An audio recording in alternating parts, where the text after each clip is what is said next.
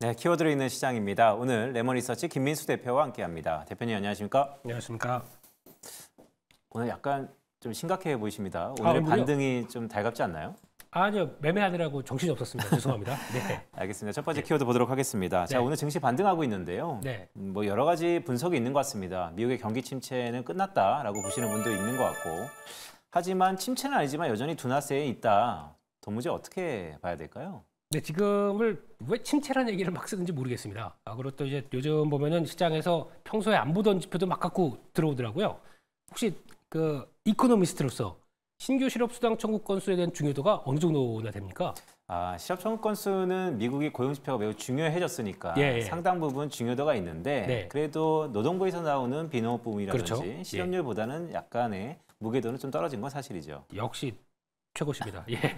이런데 이런 것까지 좀 쳐보면서 시장의 분위기를 바꾸려고 노력한다라고 하게 되면 그만큼 약간 좀 날카롭다고 봐야 되겠죠, 시장 심리가. 네, 그런 쪽에서 이번에 나왔던 고용 신규 실업 수당 청구 건수도 지난번보다 줄었다라는 단순한 사실 때문에 좀 약간 시장의 분위기가 바뀌었고, 근데 잘 보시게 되면 미국은 땅덩어리가 워낙 큰 나라입니다. 그러니까 변수가 되게 많아요. 그 중에서 나올 수 있는 게 주간 단위다 보니까 그때 나왔던 자연재해라든가 허리케인으로 또 영향을 받았던 부분들도 있고, 게다가 또 여름 휴가 시즌입니다. 그러다 보니까 거기서 나왔던 흐름들까지 생각하게 되면 이게 안정된 지표라고 또 보기가 어려워요. 그러니까 들쭉날쭉할 텐데 그걸 가지고 어떤 때는 울고 어떤 때는 웃고 한다는 것 자체가 조금 좀 슬프긴 합니다만, 이거보다 그냥 고용에서 보여줬던 변화와 그래서 나왔던 트렌드를 좀 봐야 되겠죠. 그게 가장 좋지 않나 싶어서 이거는 또 다음 주 가게 되면 또 올라올 수 있습니다. 그렇기 때문에 너무 거기다 작은 지표에 왔다 갔다 하지 않는 게 더 중심을 잡는 게 아닌가, 이런 생각은 잠깐 했습니다. 맞습니다. 그러니까 대표님 말씀을 좀 종합해 보면 시장이 어떻게 보면 명분을 찾는 것 같다라는 생각도 들면서 경제 지표가 뭐 중요하죠. 하지만 모든 것이 다 중요하지 않다라는 말씀이신데, 자, 그렇다면 미국은 소비 경제 아닙니까? 그렇죠. 그런 의미에서 보면 가장 중요한 경제 지표는 또 소매 판매일 것입니다. 그렇습니다. 소매 판매는 어떨까요?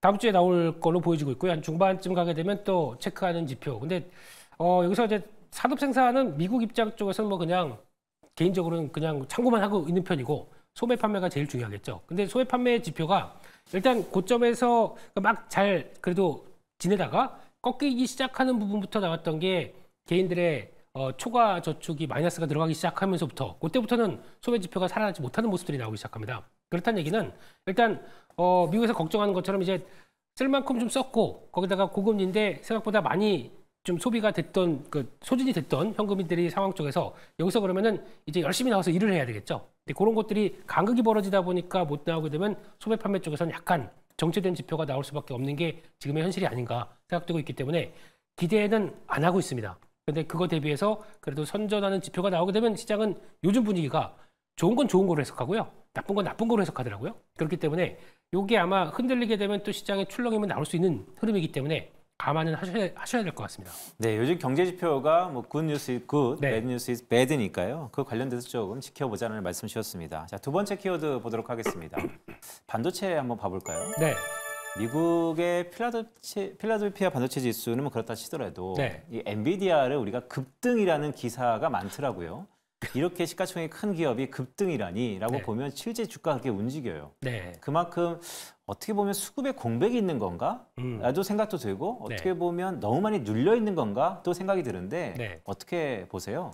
반대로는 급락했으니까 급등도 나오는 거겠죠? 네, 그래서 지금 요즘에 엔비디아를 보면서 뭐 여러 가지 얘기는 많다고 하더라도 이게 그러니까 예전과는 다른 추세죠. 만약에 엔비디아 같은 경우 이제 액면 분할해서 그 다음에 보게 되면 많이 움직이면 하루에 뭐 3% 정도, 그리고 또 이 정도 범위 안에 있던 게 이제 범위가 좀 더 커졌습니다. 그러면은 제가 보기에는 이게 그러니까 어떤 우리가 판단으로 엔비디아가 보여주는 AI에 관련된 이제 투자 흐름들 그대로 계속되고 하는 이런 전반적인 투자 아이디어가 아니라 그런 거 있죠.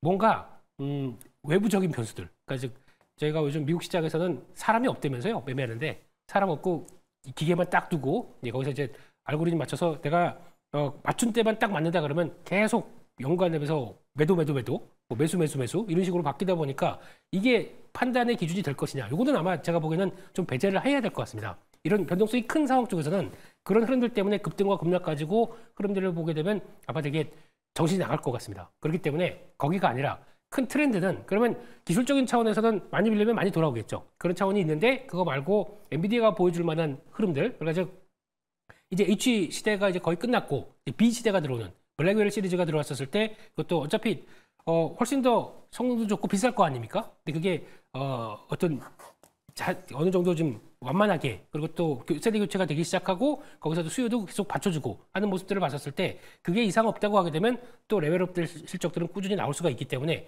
그런 관점 쪽에서의 AI 투자와 관련된 빅테크들의 동향들 이런 거 체크하는 게 더 중요하지 않나 생각됩니다. 이 엔비디아의 실적 발표가 이번 달 28일이죠. 네. 모든 투자자들이 그 실적 날을 기다릴 것 같은데 네. 근데 최근에 보면 이 블랙웰 말씀하셨으니까 생산 차질, 뭐 설계 차질 얘기가 있었지 않습니까? 네. 엔비디아 주가는 전반적으로 조정을 받았는데 그 이면의 내막을 보니 엔비디아 잘못이 아니고 오히려 TSMC 쪽에서의 무슨 결함이 있었다라는 얘기도 있던데 그렇습니다. 어떤 게 맞는 겁니까?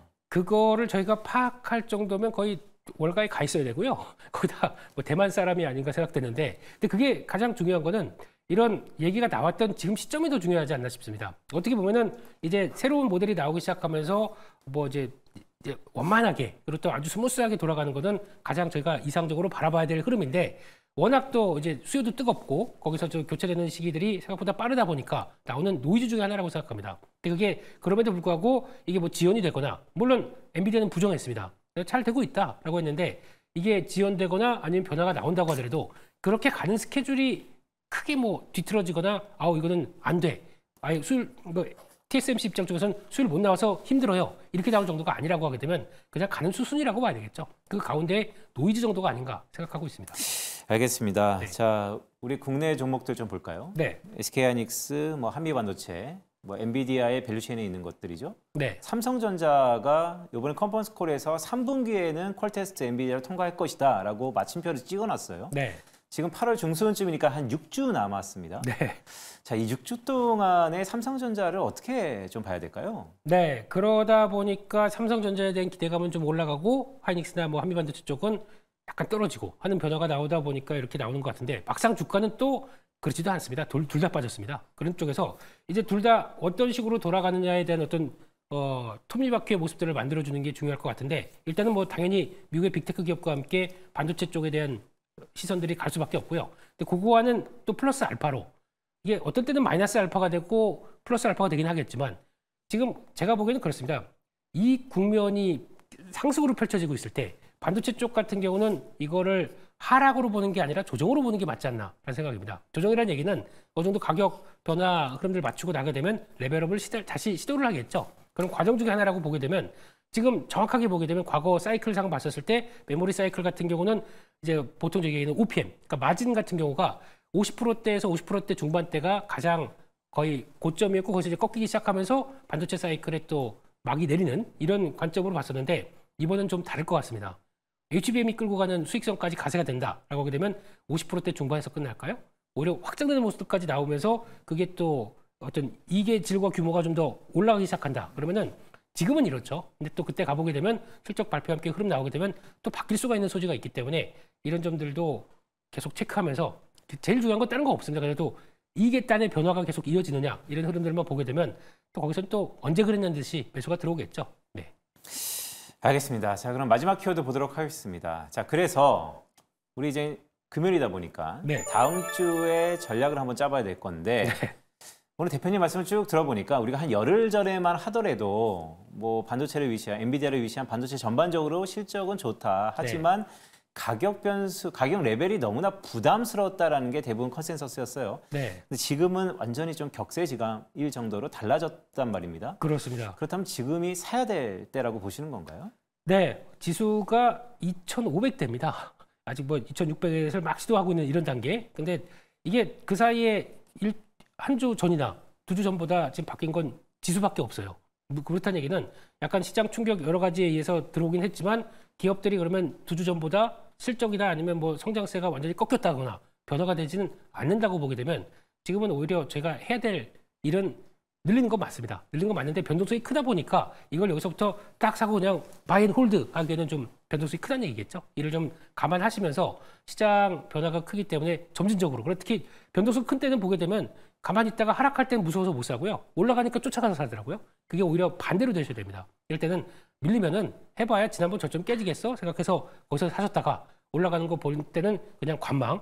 이게 훨씬 더 대응하기가 좋으실 겁니다. 그렇기 때문에 변동성 크기 때문에 당장은 아니라고 하더라도 계속 모아갈 기회는 있겠다라는 쪽으로 좀 여유 있게 보셨으면 좋겠습니다. 네, 계속 모아가야 될 타이밍이다라는 말씀을 주셨는데 근데 아까 말미에 이런 말씀하셨잖아요. 네. 2주 전하고 달라진 건 지수밖에 없다. 네.